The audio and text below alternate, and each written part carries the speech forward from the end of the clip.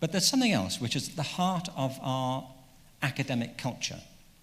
Our education systems have evolved really based on many of the intellectual principles of the European Enlightenment.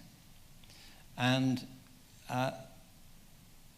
that way of thinking, which has many benefits and of course has produced spectacular success in science and technology and the rest, is nonetheless predicated on a division between intellect and feeling. If you read a lot of the architects of the Enlightenment, the whole burden of it, the whole drive of the Enlightenment was to push out intuition and superstition. Only reason and objective facts would do. Hume and others write about keeping feelings away from our attempts to understand the world. And that view, and we could talk a bit more about it later on, has contributed to, I think, a schismatic view of human beings. We have developed a view of the mind which is based on a particular view of rationality.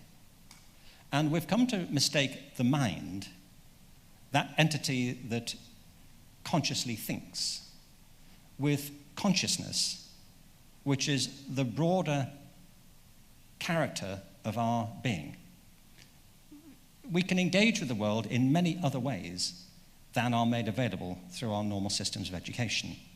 In fact, the meditative religions, the tradition in which the Dalai Lama Center sits, and others, are dedicated to the proposition that there is, in a sense, more to us than the conventional sense of a thinking mind.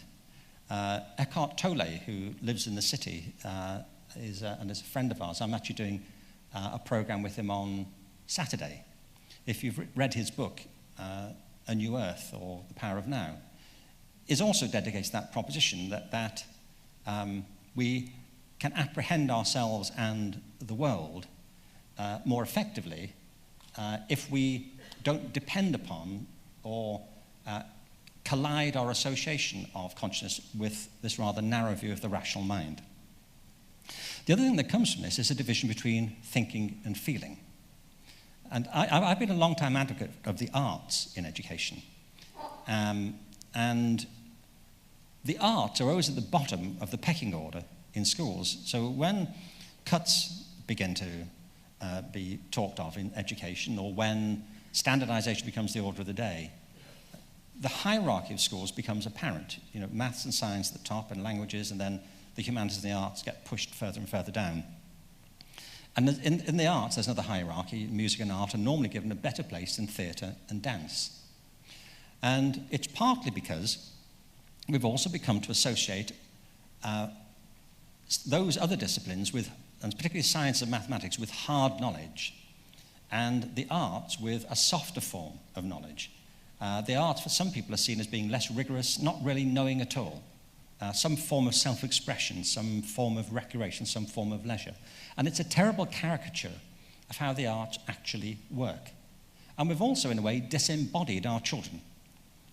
We've become to focus on them as minds in a head, rather than as people embodied. A very good example of this. We have 2 kids, so far as I know. How would I know? I mean, no. And our son James is great. Our daughter Kate is also great. Our 2 children who are equally great, of whom one is called James. When he was 16, James asked us if he was taking some exams at school in England, and he said he wanted to get a PlayStation, a Sony PlayStation. And he said, if I do well in the exams, can I get a PlayStation? And Terry and I said, no, you cannot. He said, but all my friends are getting things, for doing well in the exams. We said, well, great. He said, well, so what's going to be my motivation? I said, we'll be thrilled.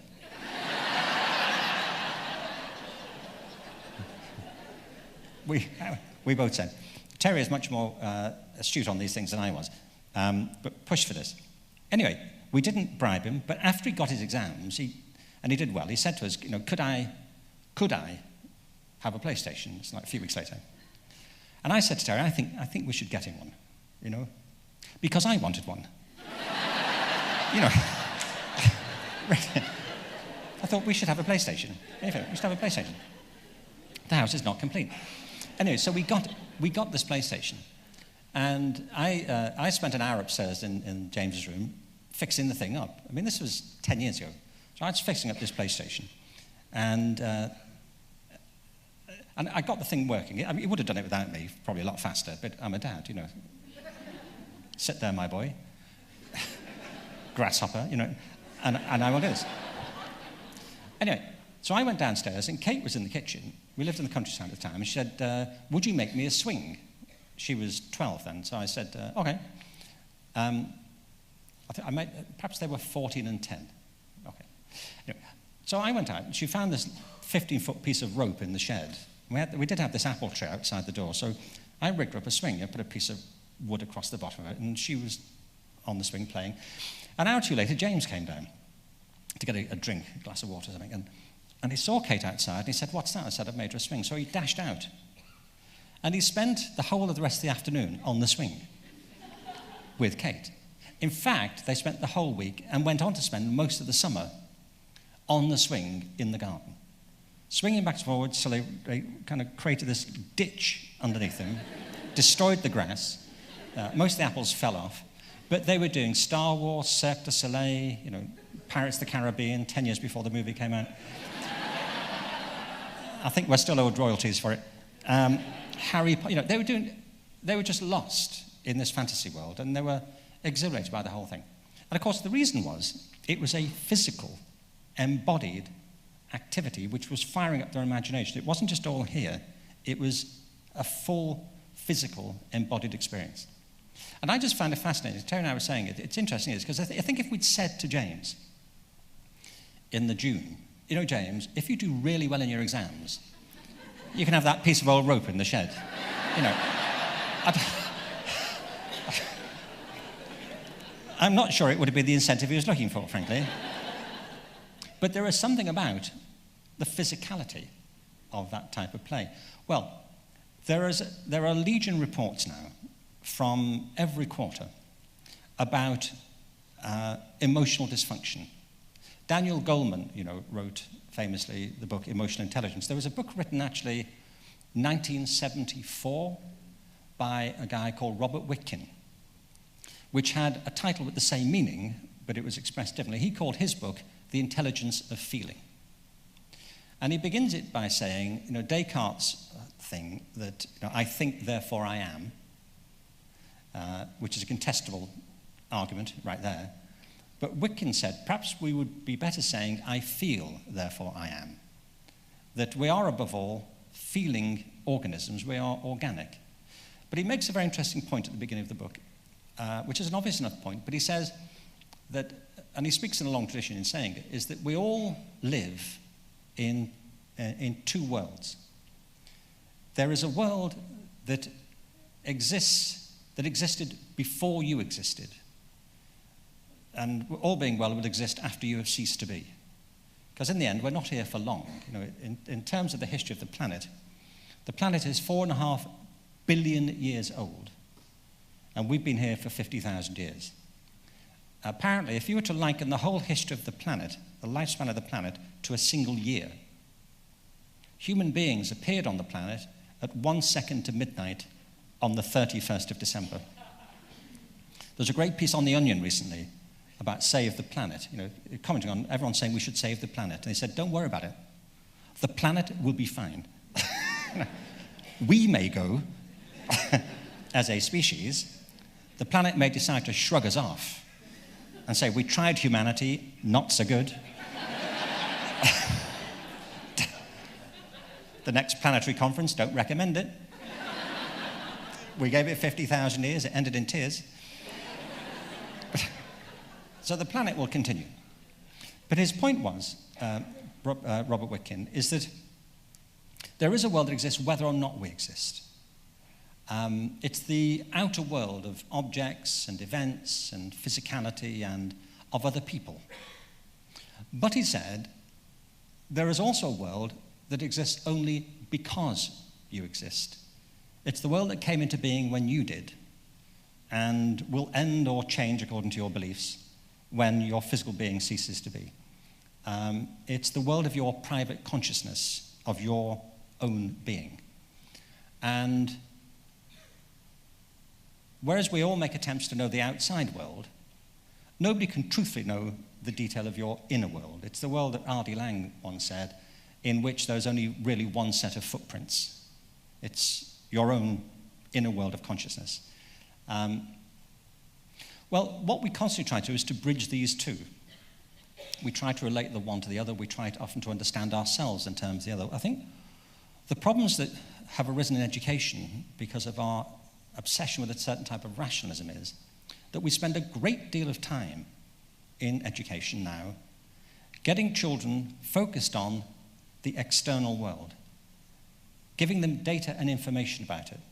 And increasingly that world is becoming more and more distracting and kaleidoscopic and insistent. I'm sure that is one of the contributions to people's lack of attention, the constant flickering of data. But our education systems are remorselessly turned outwards to the outer world.